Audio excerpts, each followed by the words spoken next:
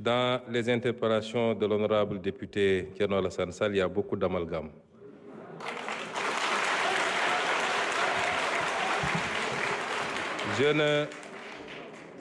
Je n'ose pas mettre ça dans la mauvaise foi, mais je pense qu'à un certain niveau, il faut prendre le temps d'aller écouter ce que les gens ont dit et non pas de se laisser emballer par les commentaires et les commérages.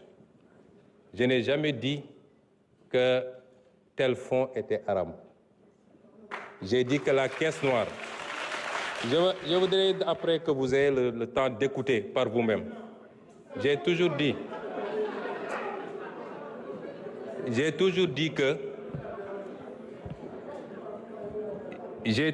que dans un pays, il faut qu'on soit très clair, dans un pays, avoir des fonds qui sont laissés exclusivement à la discrétion d'un homme, fût-il président de la République, qu'il peut utiliser à sa guise, qu'il peut donner à qui il veut, qu'il peut même mettre dans une pièce, mettre de l'essence et allumer, c'est inadmissible parce que c'est l'impôt des Sénégalais.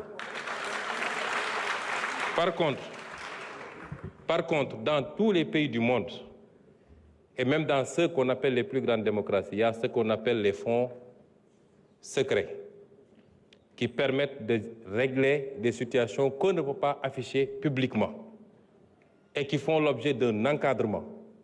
Et en étant député ici, et en étant dans l'opposition, j'avais fait même des propositions sur cet encadrement-là. Et cela correspond à la vision de PASTEF qui sera matérialisée dans la gestion de ces fonds secrets. Parce que nous respectons toujours nos engagements, nous. Et nous, au moins, on a pris ces engagements, vous ne les avez jamais pris. Ça veut dire que vous auriez largement joui des fonds politiques, comme vous avez joui du régime de Macky Sall pendant des années sans avoir jamais dénoncé. Et vous ne pouvez pas aujourd'hui donner des leçons. Le budget 2024, le budget 2025 est un budget qui a été pris dans les conditions que tout le monde connaît. C'est un budget à minima qui a permis au moins de sauver cette année budgétaire, de ne pas être face à un blocage à la date, à l'échéance. Mais il était évident qu'entre l'installation de l'Assemblée nationale et le moment du vote du budget, il était impossible de procéder à l'élaboration d'un budget dans des standards que tout le monde accepte. Et c'est pourquoi nous sommes en train de travailler à la loi de finances rectificative que vous appelez, qui sera celle qui sera réellement conforme à notre programmation. Et austérité, c'est vous qui l'avez dit. Nous ne sommes pas dans l'austérité.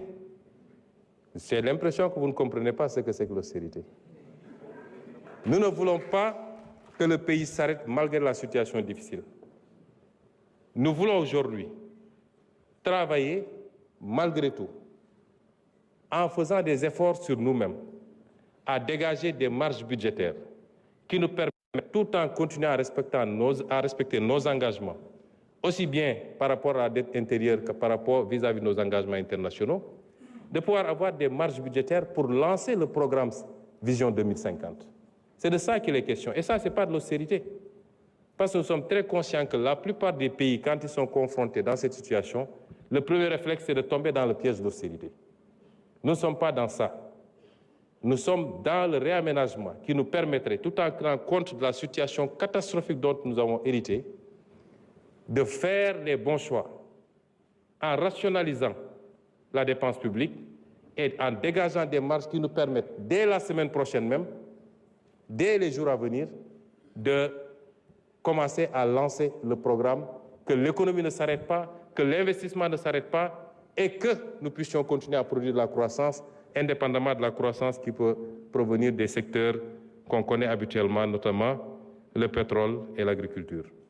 C'est ça qu'on est en train de faire. Ça, ce n'est pas de l'austérité, M. Thierno Alassane Sall.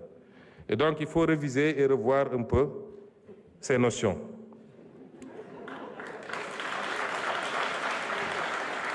Et vous dites que nous sommes restés 11 mois sans prendre de mesures. Ah non. Durant ces 11 mois, on en a tellement pris des mesures correctives. Mais il se trouve que quand vous arrivez, vous héritez d'un État. Vous lancez des travaux.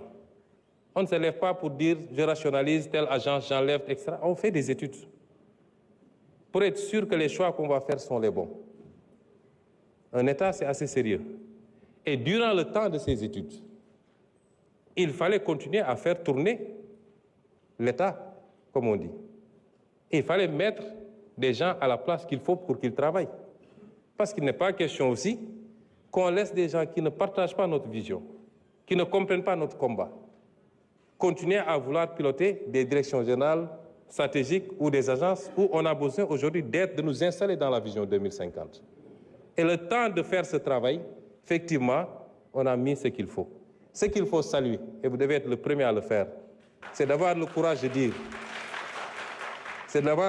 dire, nous ne subirons pas la pression du militant, nous ne subirons pas la demande militante, et nous allons faire les réformes qu'il faut.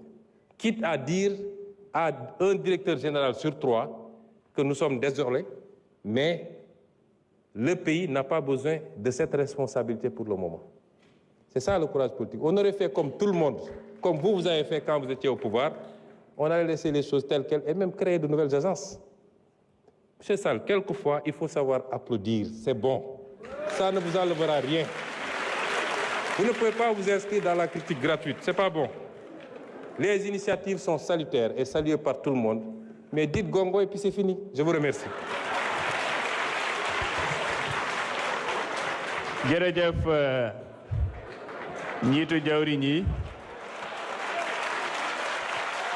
mbokk